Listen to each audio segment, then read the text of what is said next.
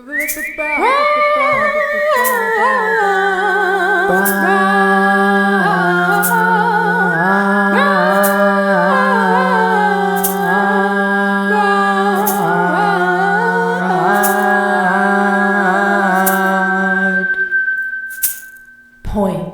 Hello, and welcome to another episode of the Broad Points Podcast.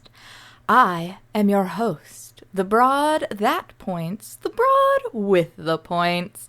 It's me, Tyler, the lady.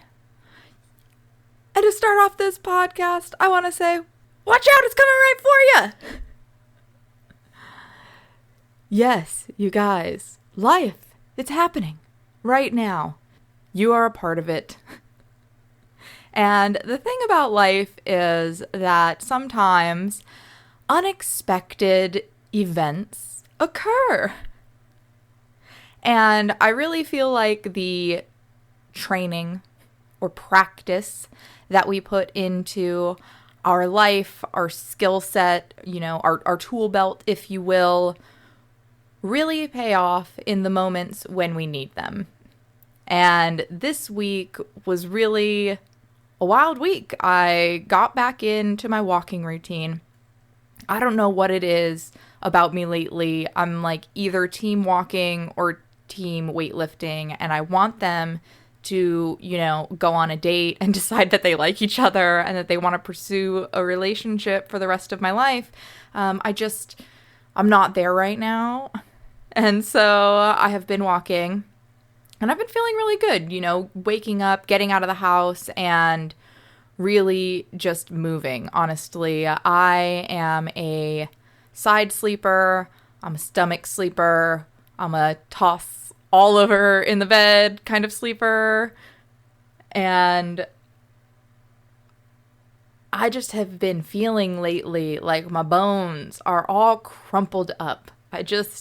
I don't know what has exactly been going on with me, but, maybe I'm just tossing and turning too much. Maybe I'm like stress clenching in my sleep. I have no idea what is going on. But what I do know is that when I wake up in the morning and I go for a walk, my bones, my joints, they start to feel lubricated. They start to feel stretched out. The thing that I love about walking is that it's low impact. You can go at your pace, whatever that pace may be. You can go on whatever route that your heart desires. And, the length of it can vary depending on, how much time you have, where you want to go, and what exactly you're trying to accomplish. Right? Like we can actually use walking as a form of meditation, or we can use it as, our cardio event for the day. Maybe we're walking quickly uphill. I do that. It's a part of my route.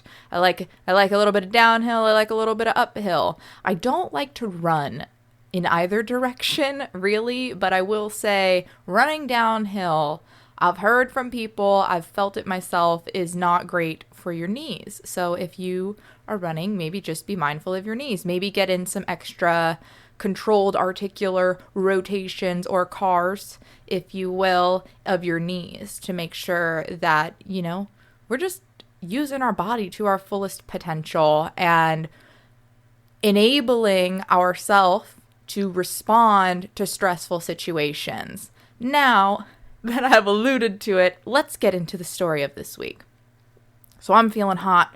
Literally, it's getting warm in the desert, so I have to walk very early.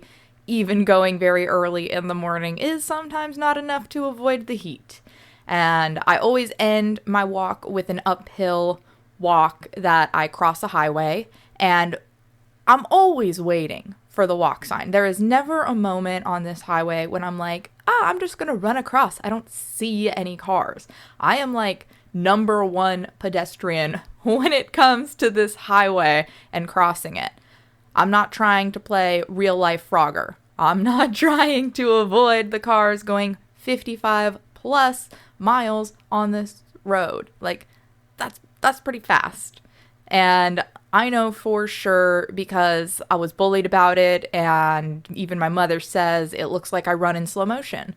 So you're not going to catch me trying to run across the highway. It's just not going to happen. So respectfully, I'm walking up to the corner and I see that the light, like I could walk. And I decide, no, I'm going to be, the number one pedestrian here. I'm going to wait. I press the button and I stand on the corner. On the corner, I stand. And I wait a full light cycle. All these cars zipping up and down the highway. And I'm just waiting patiently, grateful to be outside, grateful to be doing these walks. And then it's my turn. I have the walk sign.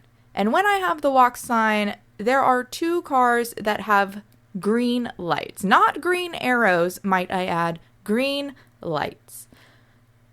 The golden sedan who was turning left did not see me or did not care and just sped through the intersection while I'm walking. So I am already in the lane that this car is turning into, and I look to the left and I see that this golden sedan is coming at me and they are driving fast. And in this split moment, it was really just the fraction of time that this was, how much happens in our mind in such a small amount of time is incredible. And as I looked into this car's headlights, I saw my life flash before my eyes. I asked myself a question. A question popped up into my head, and the question was, do I jump up to lessen the blow of the car hitting me? Or do I jump back in hopes that I can jump back far enough to avoid being hit? And you guys, my body decided that we were going to jump back, and I cannot express the level of gratitude, the level of appreciation for, working on my reflexes, maintaining both mental and physical strength. I mean, this is just all of the training, all of the practice of my whole life, right? Just combined into this one little moment. And had I been, in some other states of my life where maybe I was not as mobile or maybe not as strong or maybe not as aware of what was going on around me, in this moment, it all happened. And I'm so grateful that I am where I am today and that I'm able to be here and share this podcast with you, because there is a scenario in which I jump up and maybe I'm not here. Right? There is a possibility, there's another world where I don't even see the car. I mean, how crazy is it that just last week we're talking about how we have to, live in other levels. We can't just live in level 7 all of the time. We can't just be floating around because cars are a real threat, right? There is damage that this body can incur in this life if we are not just a little bit careful. If we don't have just a little bit of judgment. Not all judgment is bad, you guys, but, we really do have to be aware. We do really, honestly, we have to be in our bodies. We have to be on this planet. And so, really also, we have to be aware of the rules of the road. So let's talk about when pedestrians have the right of way. Cars, when you are turning left or right, and you do not have a left or a right arrow, the pedestrian has the right of way. And you are supposed to wait until the pedestrians completely exit the crosswalks before you enter said crosswalk, before you make your turn. Look. Please, oh my goodness, for the love of God, look before you turn. Look at where you're going, because you always have somebody's life in your hand. Always. Whether it's my life or it's their life, right? There is always a life at risk. Your life is at risk with every single thing that you are doing. So what are we risking our lives for? right? We really need to, and I'm saying need because this is survival. I'm not gonna lie, I do tend to go to pissed off. I go to level 2 conflict, and right after I narrowly avoided this car, like I said, as I jumped back, I mean, the car was within 2 inches of me, and I just had to stand there while it whizzed by. And then they're so freaked out because they just almost hit me that they like smash on the brakes and are swerving all over the place, burning out.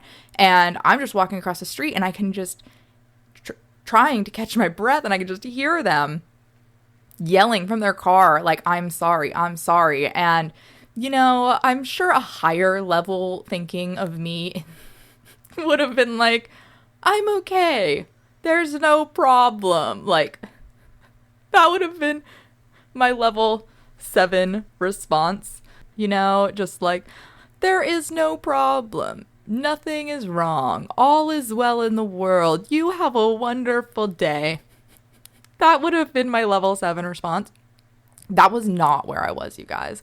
I had been so zenned out. I had just completed a 3-mile walk, still had about a half a mile to go, and then I almost die. And it felt like an almost I lose moment, and I was so mad that I immediately went to I hate you, and, you know, like, I win, you lose, like, I told them to go F themselves. Like, I was not okay, you guys.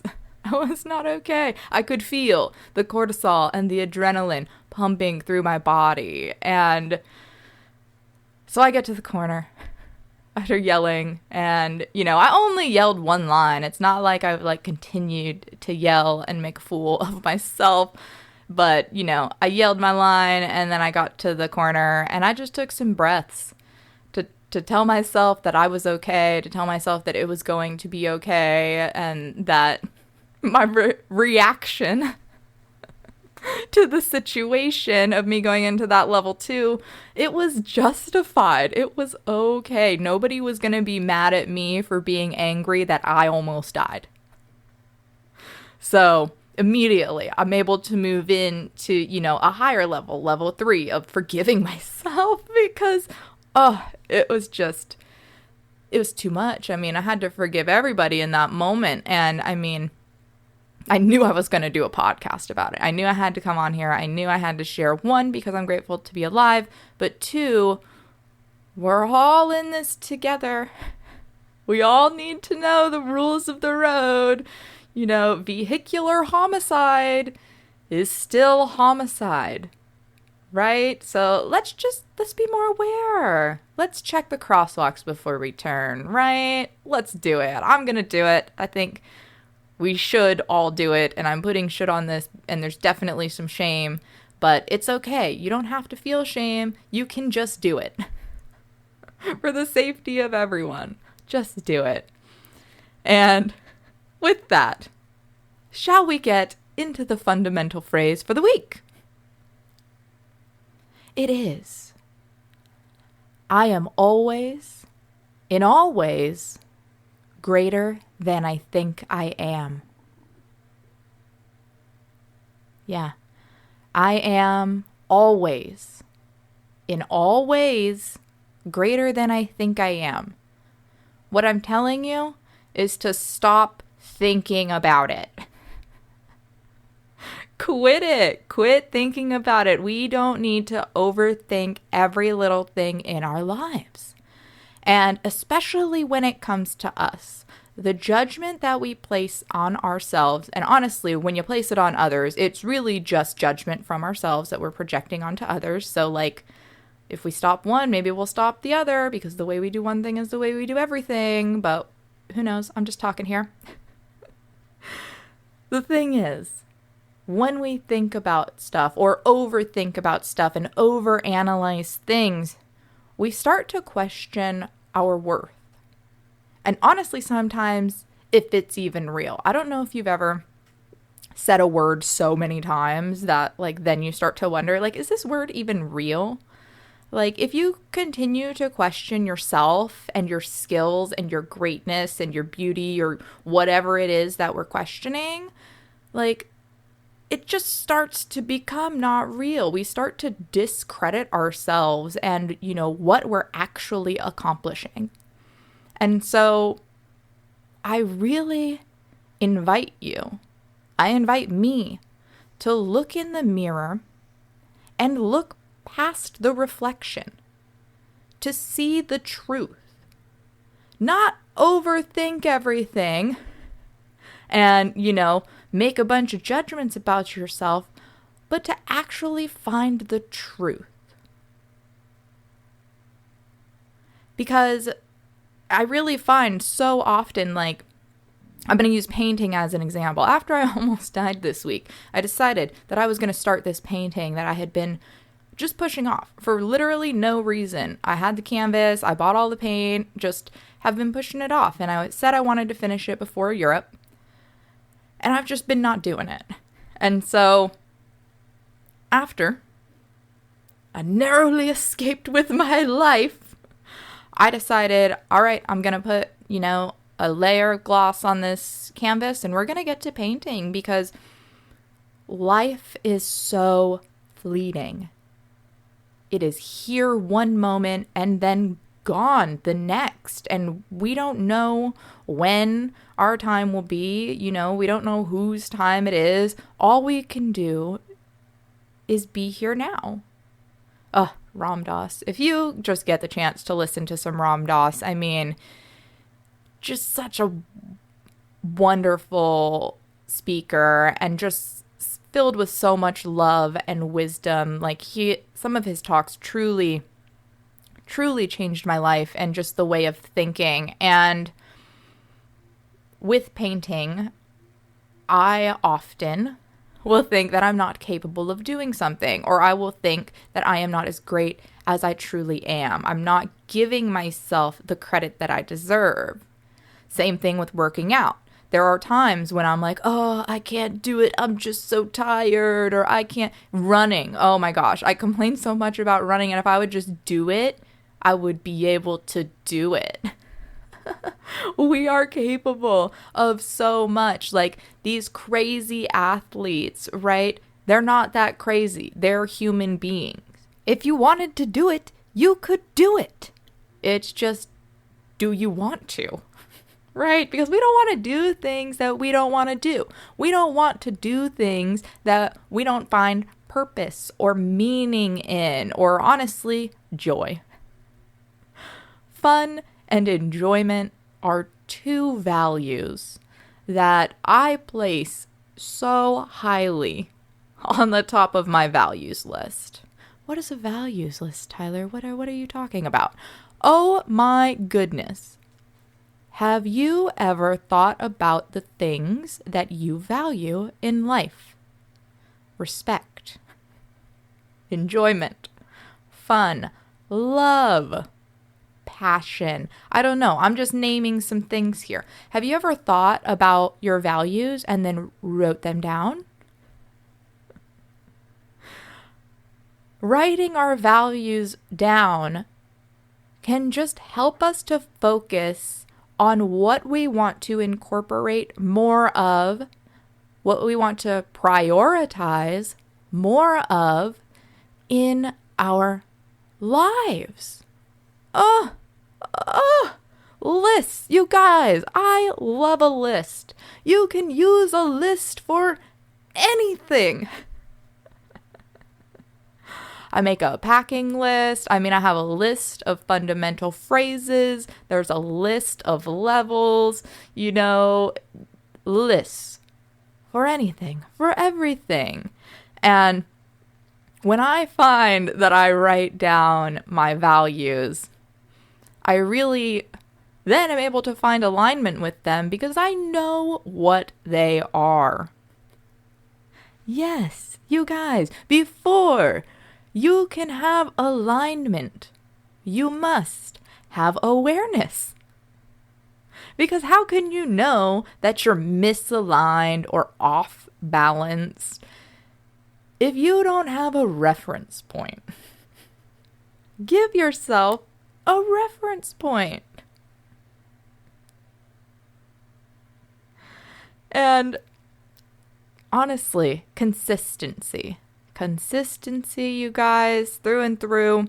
Having your lists around, or using lists in general, the consistency of that. It starts to train us for real life. Me going to dance classes, me going on walks, me, weightlifting, all of these things have prepared me to be able to react for when cars are driving down a 55-mile-per-hour highway and you got to jump out of the way. I wasn't trying to play Frogger, but I ended up playing Frogger. And I did win. And then I came home and I started to create. And with the consistency of our creations, with the consistency of our passions, the recognition that maybe we crave will follow. If you want credit for what you're doing, keep doing it. Persevere. Keep doing it. I'm here painting a painting right now, honestly, very fast. It's coming together really well, and I'm quite excited about it. But there are levels to this thing, and there are phases when I look at it and I say, uh-oh, what have I done? And that is nothing but judgment.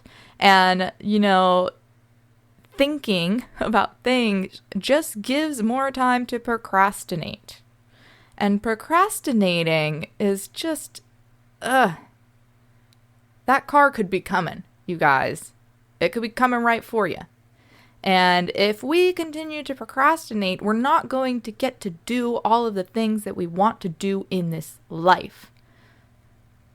Now is the moment. Doing, being, overthinking, right? And not overthinking, but being is greater than thinking. And if you're looking for that motivation, if you just can't get yourself there, you can't get yourself up on that walk, you can't get yourself to do that pyramid scheme workout, you can't get yourself to do your big booty workout, look at what is motivating you as your end result. Where do you want to be? What is your goal?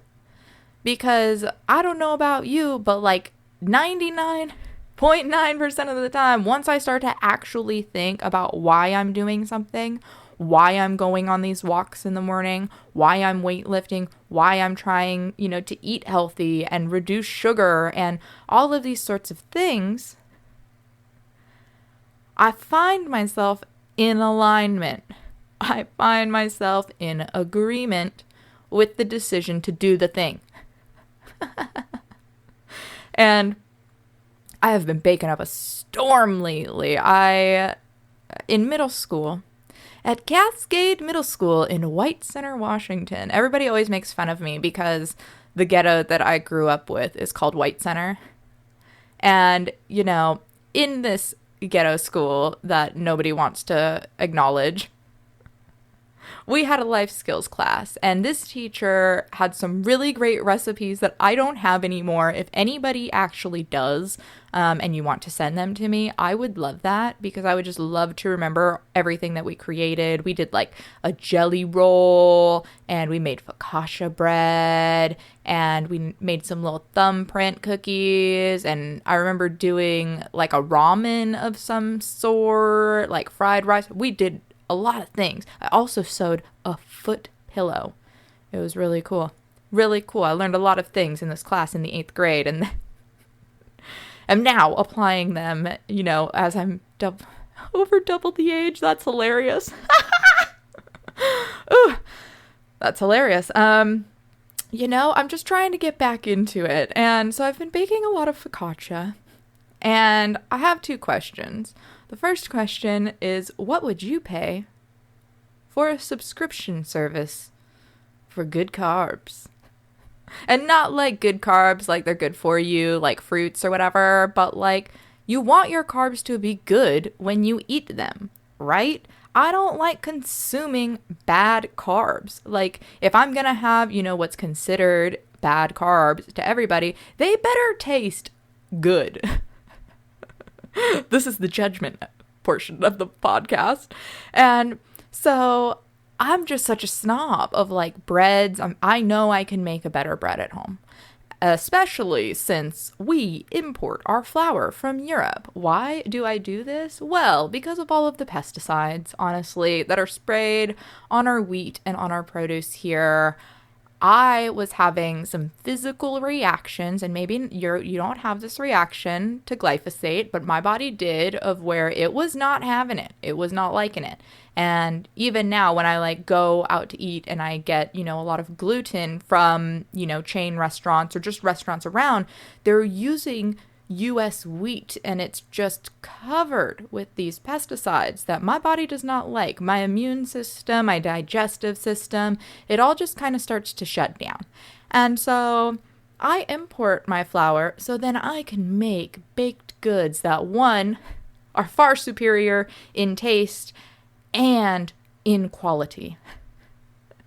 And so I'm curious, what would you pay for a subscription service of your carbs? I want you to think tortillas, focaccia bread, French bread, loaf bread, maybe even some pastries. What would you pay for a subscription service for good carbs? And what would you be looking for? Just market researching here. And also, regarding baking, you have to do this thing called proofing. One, you activate your yeast. And when you activate it, it's basically like warming it up, and we're going to relate this to our body here. You've got to warm up before you start to work out. You just do. You have to warm up before you start to work out. So the yeast blooms, you bloom, you're like a flower, you're blooming. And, once you're warmed up, then we're really able to get into what we need. Yes, you guys, the kneading of the bread is the next part. You mix your wet ingredients into your dry ingredients, and you mix with your hand until it forms a ball, and then you knead. Every time I'm doing it, I say, I need you. Having a great time over here, you guys, baking. And so once you knead the bread, once you really work it out, you make sure that it has the elasticity that you need, right? This is like our muscles here, you guys. Bread, us. Oh my gosh, who knew we were so related? And once you get it to the consistency, you get it all smoothed out, right? You get rid of all those bumps. You really figure out who this bread is. We have kneaded it into submission. Well, then there is a rest period. We call it proofing. Yes, proofing. You proof your bread. This is when it rests so that it can rise. We cannot rise without rest, you guys. We have to make sure that we are putting rest and relaxation as priorities on our to-do list. So often in this world, we are flooding our systems with adrenaline, with cortisol, and it just doesn't stop.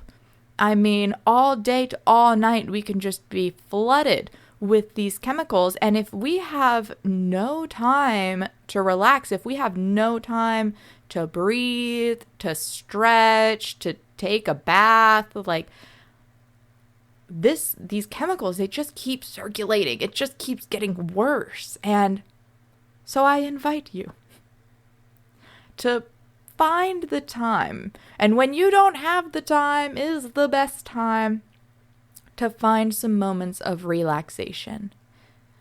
And this can just be as simple as doing some breath work. Just taking 10 slow, deep breaths can change our body's chemistry so drastically. And so we are capable of so much, we also deserve some rest. We also deserve a little bit of a break. And you're looking maybe your form of resting is doing a light walk even, right? That could also be a thing. There is such a thing as walking meditation.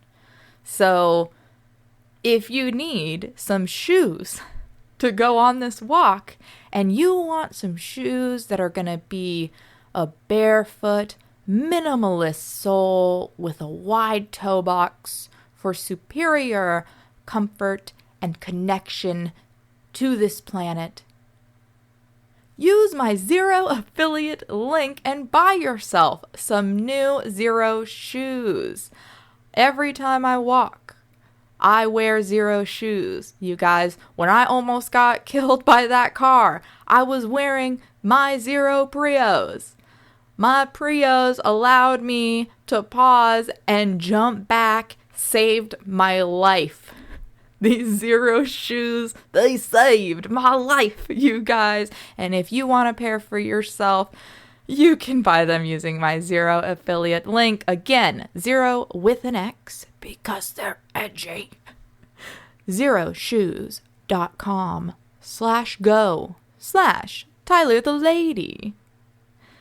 And if you want to reach out to me, you want to tell me what your thoughts on the subscription service, maybe you want to reach out to me about that ELI offer, you want to know what energies you're perceiving the world through on a day-to-day basis, hey, guess what?